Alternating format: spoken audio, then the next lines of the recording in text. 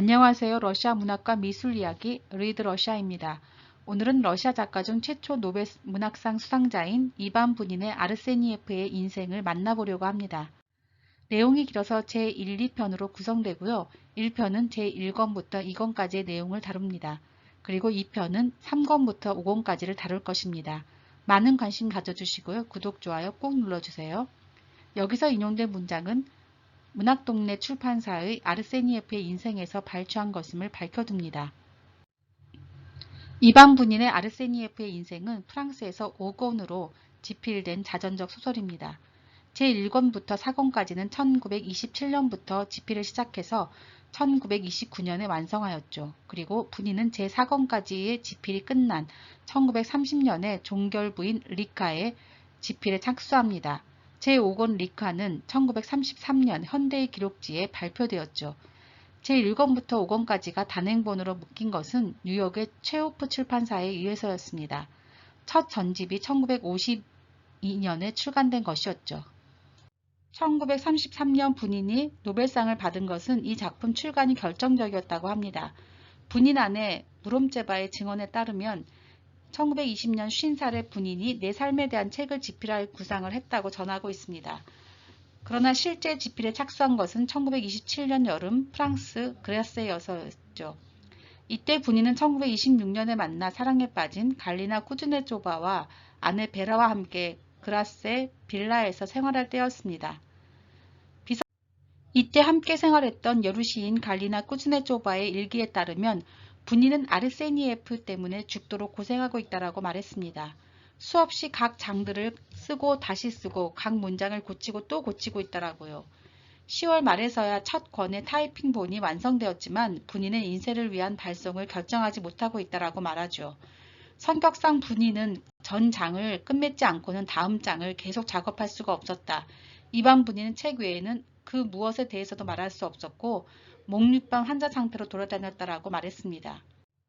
그 이후 부닌이 제1권 아내를 사랑하는 소년 주인공을 말할 때는 이웃에 살았던 소녀 사샤 레즈바야에 대해서 말하기 시작했습니다. 부닌은 소년기에 한 달 이상 그 소녀 때문에 잠을 못 이뤘다고 하죠. 그런 해상과 대화는 작품을 집필하는 기간 내내 이어졌다고 합니다. 1929년 7월 말 제4권에 마침벌을 찍었죠. 6개월 후 부닌은 현대의 기록 출판사에 작품을 넘겼습니다. 제5권 리카의 집필 작업도 어렵게 흘러갔습니다. 부닌은 12시간씩 책상에서 일어나지 않고 집필 작업을 했다고 하죠. 부닌은 지금 자신의 청년 시절 회상에 너무 몰두해서 그의 눈은 우리를 보는 것이 아니고 질문들에 기계적으로 겉으로만 대답하곤 한다 라고 쿠즈네조바는 회상했습니다. 그렇게 해서 제5권은 1933년에 끝났고 현대의 기록 52호와 53호에 발표되었습니다. 현대의 기록지는 프랑스 파리에서 1920년부터 40년까지 발간된 잡지였습니다. 등장인물은 다음과 같습니다. 알렉세이 아르세니예프 젊은 귀족이며 주인공이죠. 몇 단계의 성장 과정을 거칩니다. 아버지는 무심하고 관대하고 정열적이고 단순한 남자로 묘사가 되죠. 어머니는 부드럽고 착한 여인으로 알렉세이가 가장 좋아하는 인물입니다. 올가는 여동생인데 나중에 알렉세이와 속내를 나누는 진실한 친구가 됩니다. 게오르기 형은 사회주의자이며 인문주의자로 혁명가 기질을 가진 인물입니다. 혁명 활동으로 감옥에 다녀오기도 하죠. 니콜라이 형은 평온하고 절제가 강한 젊은이로 나중에 지주가 됩니다. 나자는 어린 나이에 죽은 여동생입니다. 이외에 다음과 같은 등장인물이 등장합니다. 바스카코프는 알료샤의 가정교사로 알렉세이가 김나지움에 입학할 때까지 교육을 책임집니다.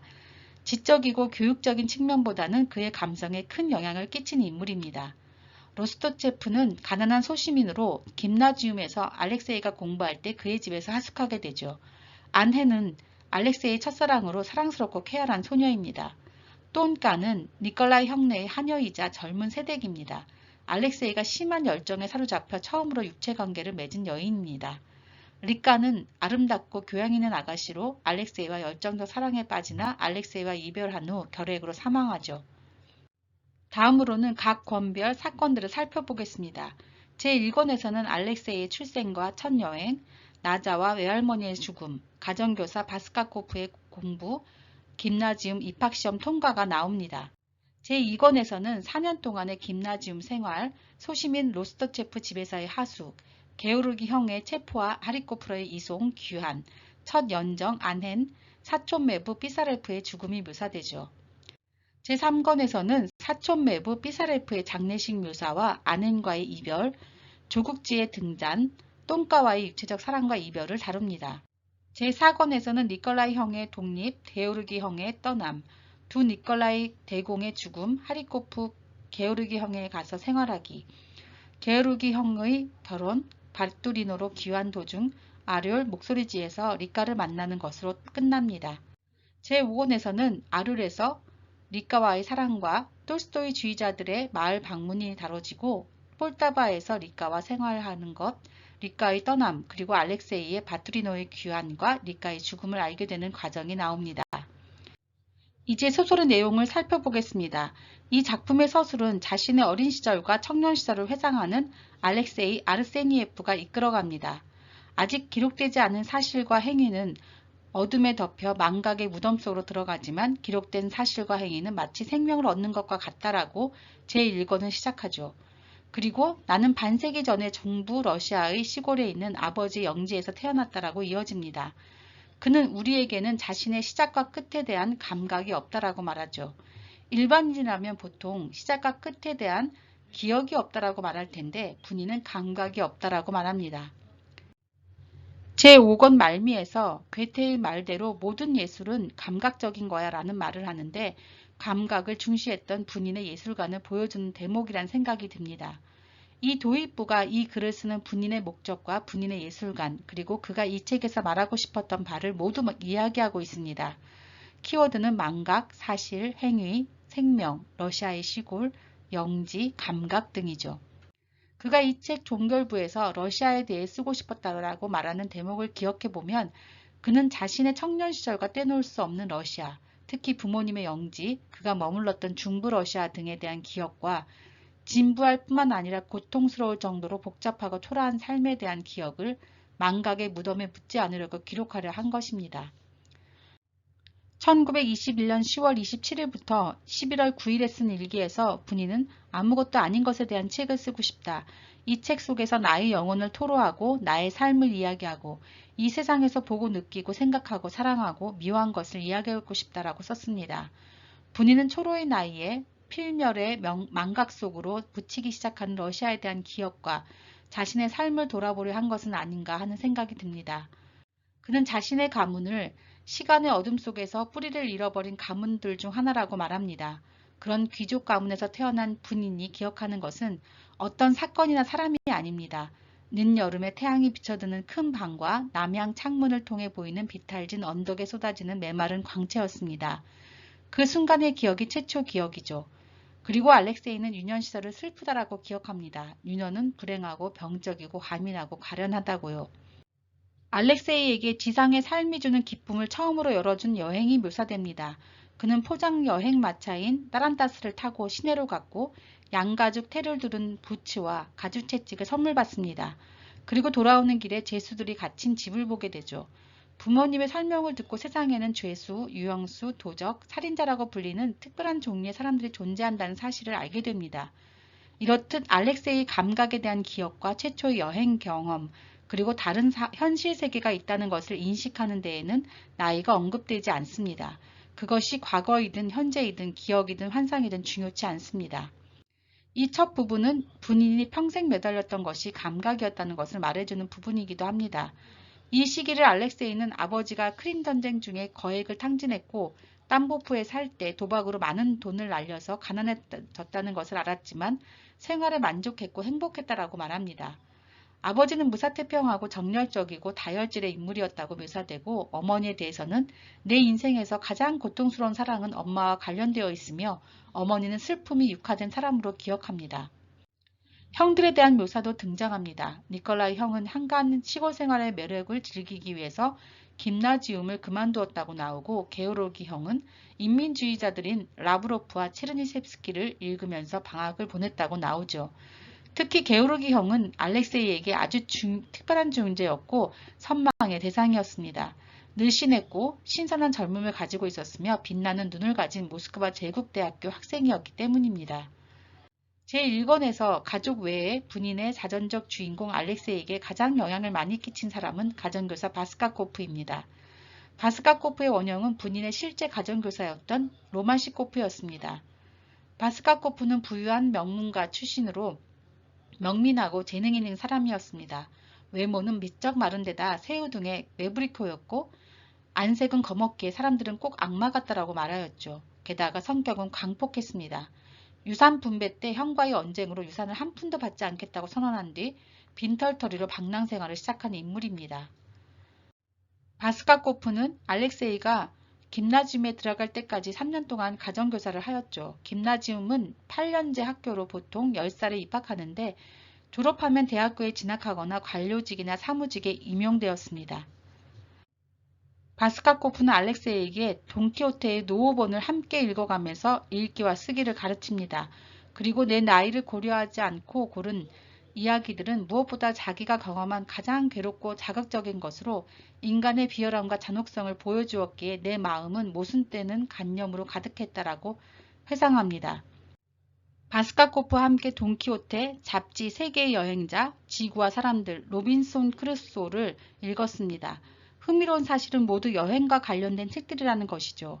아마 어린 분인에게 여행에 대한 환상과 꿈을 심어준 책들이었을 것입니다. 이 시기에 푸시킨의 시를 읽고 고골의 옛 세계의 지주들과 무시무시한 복수에 감탄하기도 합니다. 그리고 고골은 내 인생의 일부가 되었다라고 말하죠.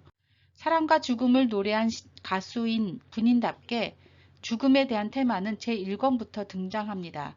이 작품에서 제1권부터 5권까지 매 권마다 죽음은 등장합니다. 목동 쌩까, 나자, 외할머니, 이웃 영지 관리인, 니콜라이 대공, 사촌 매형 피사레프, 리카의 죽음으로 총 7번의 죽음이 나옵니다.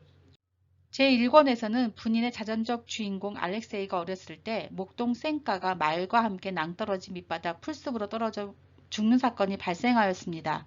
알렉세이는 죽음에 민감하였다고 말합니다. 알렉세이는 처음으로 중병을 앓았고 그리고 새로운 죽음인 즉 나자와 외할머니의 죽음을 연이어 겪었다고 서술되죠. 여동생 나자의 죽음에 대해서는 자세히 묘사됩니다. 나자의 죽음은 삶의 느낌, 즉 내가 막 알게 된 삶의 느낌을 앗아가 버렸다. 내가 죽을 운명이고 나자에게 일어난 이상하고 무서운 일이 어느 순간 내게도 일어날 수 있으며 지상의 모든 생명체, 육체적, 물질적 존재는 반드시 사멸하고 부패하여 집 밖으로 실려나갈 때까지 나자의 입술을 뒤덮었던 연보랏빛 흑색으로 변한다는 사실을 깨달았다. 두려움에 젖은 나의 영혼, 마치 무언가에 심하게 창피당하고 모욕당한 듯한 나의 영혼은 도움과 구원을 받기 위해 신을 찾았다. 그래서 알렉세이는 성자들과 순교자들의 생애전을 탐독하게 됩니다. 그러나 할머니의 죽음은 좀 다르게 묘사되죠. 할머니의 죽음으로 바투리노의 상속으로 인해서 살림살이가 나아지게 되고 바투리노로 이사갈 계획이 세워집니다. 외할머니의 말들 중 승마용 안마를 골라 내게 선물할 것이란 기대도 갖게 되죠.